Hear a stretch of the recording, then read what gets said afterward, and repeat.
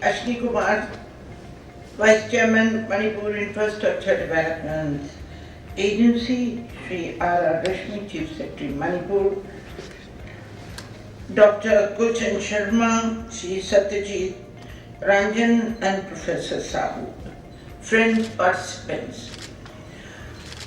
I'm very happy that Mr. Sharma is so enthusiastic. Perhaps his training as army personnel that he has got so much energy to speak. It is appreciable, really. I am very happy for it. But I will remind him one thing, that when the Minister for Civil Aviation announced the 2 flights and Honorable President was present over there, he did mention something which you forgot. He said that the governor of Manipur was telephoning me every day. Every day I used to ring him, please have daily flights, if not every day, at least 3 times a week. And I remember clearly, he said, now we are giving twice a week, but surely we will make it 3 times a week. And the president told me, everybody listens to you. I said, I pester them. For the state where I am appointed as the governor, it's my duty to see what are the deficiencies. It's my duty to be a link between the central government and the state government. Because I am the only person who is appointed by the Honorable President from the central government to be governor. And I have defined my duties myself. I told somebody I don't go by any blue-green book. Whatever they might have written, I'll do those duties as well as a governor. But I have my own red book, which is the important book, which means what I see over here. What is the ground reality of the people over here? What are the deficiencies there? I must first focus on them. And after 3 days of my taking oath, when I went back to speak or to report to the President and the Honorable Prime Minister, the first thing I told him was about the health sector, which needs a lot of taking care. And I suggested to the Honorable Prime Minister that in Australia I have seen the flying doctor, a flying dispensary. And I would like you to have that for Manipur, because it's a far-flung area where people live, where it is very difficult for people to come for any healthcare centers. So it is better that we have a helicopter which goes to them regularly, not as an ambulance that some people understand. It's not an ambulance, it's a regular dispensary. And just now, when I was coming here, I spoke to Dr. Jitendra Singh, who I was asking him if the Honorable Prime Minister is coming for the inauguration of the Science Congress on the 16th, then we will have to launch the Flying Doctor scheme. I do not know that Mr. Dr. Sharma is, he is a mind reader, because what you spoke here, I already did it. The plan which you are talking about, the flights, I had a long meeting with the Minister for Civil Aviation when I was in Delhi for a week. I told him that Tuesday is the wrong day, because Sunday you come, you can't go back on Tuesday. It has to be somewhere in the midweek, so that people have time to go. Then, while I was discussing with him, focus on tourism. He promised me that he will get a daily Air India flight from very soon. And today I read in the newspaper that I told the Chief Minister about it. The Chief Minister said on the floor of the House that by April, hopefully, we'll have a daily flight from Delhi to Imphal. The present flight is funny because it comes here, it goes back to Guwahati, it comes back and goes back to Delhi. And I told the Minister of Civil Aviation, to me it looks very funny because if you want to stop somewhere in Guwahati, then you can come, all the passengers should come to Guwahati, to Imphal, and on the way back the flight directly come to Imphal, and the way back it can stop at Guwahati. Another day it can come via Guwahati and go straight away. So that will spread out the days for the tourists to come. One weekday they want to come directly to Imphal, and the which day they want to go back to improve tourism. I had a long chat on tourism with the Civil Aviation Minister because the communication is linked with tourism. And we did talk about the infrastructure. The infrastructure doesn't mean to me the building or a hotel. And I must say that the owners of this hotel, they called on me last month. I talked to them and I told them that why don't you try to build one complex at Loktak, because that is most important. And they promised me that they are going to look into the possibility they can have. And while I was talking to the Civil Aviation Minister, I sat with him for about an hour and discussing tourism, because he will play a major role in improving tourism because of the connectivity of the airline. I have come to know that both Indigo and Asian Airline are going to start direct flight to Imphal from Delhi very soon.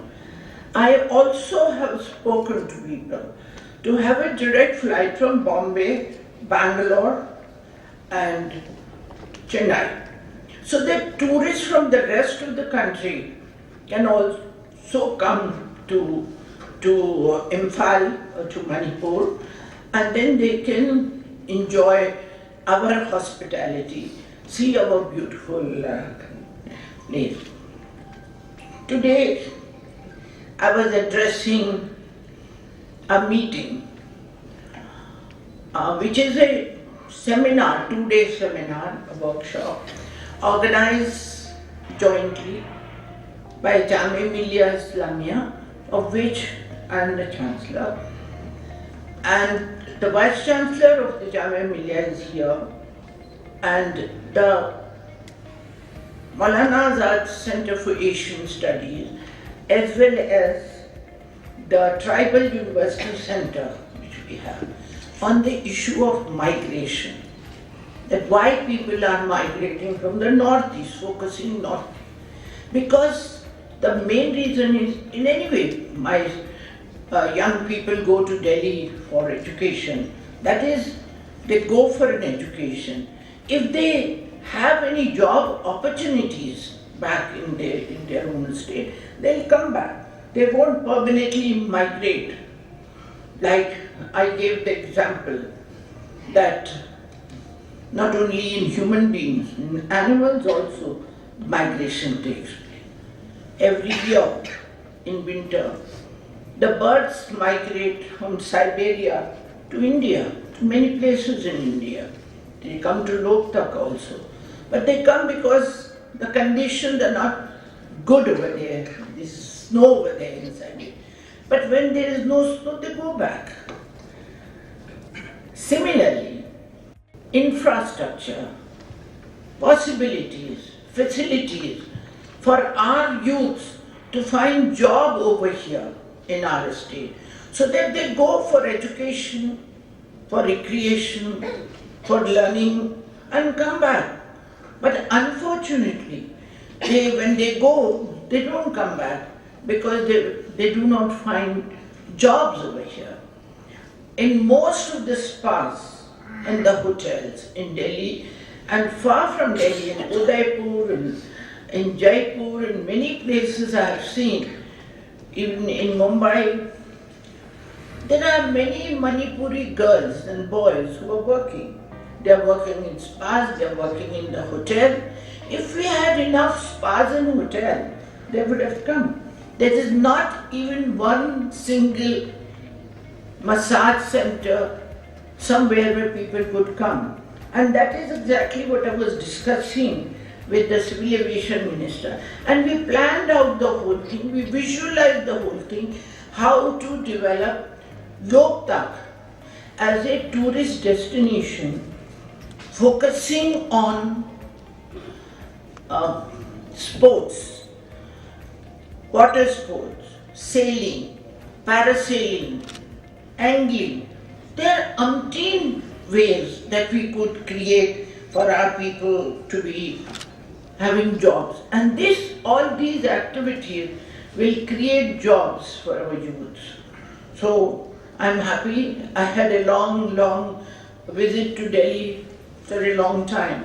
In these 8 days, I met 4 or 5 ministers and I focused on these issues of the backwardness of Manipur. The thing is, Northeast, when they talk about the Northeast, everything is stopped at Guwahati. It doesn't go beyond Guwahati. And I want to tell people, Northeast is beyond Guwahati. It is we little states that we also have a need to survive and survive well. And I have been taking these matters at different levels, and when I first attended the NEC meeting, I focused on these issues, that we have lack of resources. We are a small state. We do not, and not only Manipur, there are many smaller than Manipur also, not very populated. The entire population of Manipur is about 28 lakhs. And the population of Guwahati city is 28 lakhs. Now there is no comparison for us to compete. We cannot send enough revenue because we don't generate any revenue to send it back to the government to get the devolution of money in that proportion. So first we should focus on our roads, air connectivity to the rest of the country. But within the state, we have to have good road connectivity. Good roads so that people can travel. Hopefully, we are going to have a railway line soon. I hope it is sooner than later. When in the same meeting, Mr. Prabhu was there, who had come over here to lay the foundation stone, the highest railway bridge in the world, which is in Manipur. And now he is Minister for Commerce and Industry. I told him, you did one thing in the railways for us. Now in the commerce industries, you have another responsibility. You cannot shed your responsibility as far as Manipur is concerned. So you will have to keep coming here to see what we can do. I have also spoken about some kind of an exhibition we can have. And I'm very soon inaugurating a program, a livelihood program which the state government the cabinet has approved, and they allocated the funds for it. And I was talking to the agencies who are working with us. It is an independent society which will be taking these issues for what kind of craft, art we have, which we can develop, link it to internet selling, because when I was in the minority ministry, I had signed an MOU with something like we have Shocknews was the internet television, internet selling agency for us, and we were selling our goods. But for that we have to have standardization. Until and unless we have standardization for the beautiful funny, I often wear it to tell people it's such a beautiful dress. Perhaps when the Prime Minister comes, I'm going to wear one. And I wore one when President of the President. And I wore during the closing ceremony of the Sunday Festival. I want to keep a balance between the three communities in Manipur. So I wore the Metis, then I wore the Kukis, then I wore the Nagas also. Nobody is angry about it. So the thing is that media is doing a great job. I have been following your work, and I'm very happy that this third convention, you had very good meeting. I was told in the elevator, in the lift, that this was very successful meeting. And I'm happy that these four ladies, brave ladies, have come over here. Where are you going from here? From here we are going to Myanmar, Thailand, Laos, Cambodia, Vietnam. Okay. Started from Good. Very good. I remember from here only, this hotel, I have flagged off another group of four ladies who had traveled to the same route and they had gone over there. Yeah, they were coming from Coimbatore. They were coming from Coimbatore and going to London. They were taking a very long. I'm happy you are going to Southeast Asian country. Fortunately, I have been to all those places. I have traveled very extensively to all the Southeast Asian countries. And the kind of a connection we have with them, because that Indian ethos, many years ago, centuries ago, had gone from India. You know, that Vaishnava ethos has gone over there also. It is present in a different form, maybe locally, that, please sit down, in different ways. And I'm working on Natya Sankirtan also. And I met the Prime Minister when I was in Delhi, and I told him, I said, sir, when you're coming for the inauguration of our Science Congress, we will have 2 minutes invocation by the Natya Sankirtan, because it's very traditional for Manipur. Only Manipur has got that kind of blowing of the 2 shanks, nowhere else. And I said it is scientific, because this sound is created the cosmos, and the evolution of cosmos took place with this sound of created by the 2 shanks. Now I am trying to be focusing not only on Manipur, but we, the 7 states, small states, have got our own common problem. We have the same topography. We have almost the same produce. And in the NER I had spoken about that let us have a strategy of joint production and joint sale. Because the problem of whatever we produce over here is how to sell it in the market. So if all the states join together, we can have a better strategy for it. Now, you are discussing about the infrastructure, and I'm very happy that the creation of infrastructure will be very necessary. Some infrastructure is the responsibility of the government, roads, rail, air, but some responsibility can be taken by the private sector also. They can be invited to come and invest money in hospitality, tourism, and we can also have a destination tourism. They can come and have a whole week, not only in Manipur alone, but they can have a roundabout in all the northeastern small states and see the variety of people over here. Now today I was talking to the VC of Jamia, and this is his first week. When he saw we went together to that place below Chinchil, where we had this center of the tribal university over here. He was looking at it and he said it's as good as Kashmir, because he was Vice Chancellor of the Kashmir University. I said, of course, it's undiscovered paradise, because when the tourism minister was here for the closing ceremony of the Sangai festival, I told him, I said, you come from Kerala, and everybody calls Kerala as God's own country.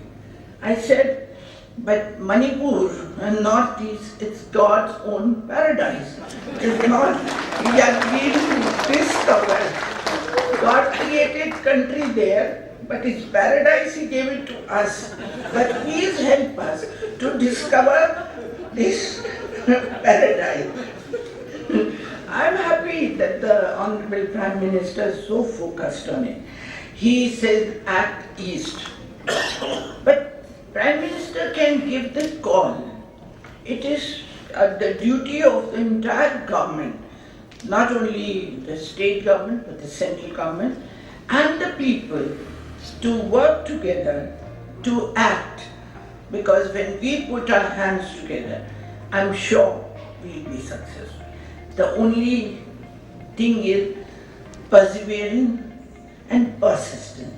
Like telephoning the civil aviation minister, every morning brought some result. Some bell started ringing and they said if they don't get me off their back, they will have difficulty. So I'm happy to be here, I'm very happy. And I was just thinking today that we can have certain other industries which will not destroy our environment. Like we can have call centers, because they are environment friendly, and our boys and girls, they speak very good English. Their pronunciations are good, and I think in most of the call center, a lot of girls are and the boys are working over there. Why not have that to create jobs for them? They don't have to migrate from here. About 30,000 Northeast youths, girls and boys, are in Delhi alone. They've gone not only for education, but they've also gone in search of jobs. Jamia Millia has got a special center for Northeastern studies. That is the reason I invited the Jamia Millia to come and work. And the Maulana Azad Center for Asian Studies, I was involved in establishing that institute right from its inception. And the basic idea was that institute was to look far east, to have relation with the eastern country, because we should look as East Asia-centric. India is Asia. Then we have Southeast Asia, we have West Asia, we have Central Asia. So we should try to organize the entire Asia, because from Afghanistan to Myanmar, to Thailand, to Cambodia, to Singapore, to all those places, it is the same ethos of India which has traveled, and we have to just revive it. That's my desire, and I'm happy that you all toward the same objective. Wish you all the best. Dr. Sharma, keep your enthusiasm and inject some of it into other people also. Thank you.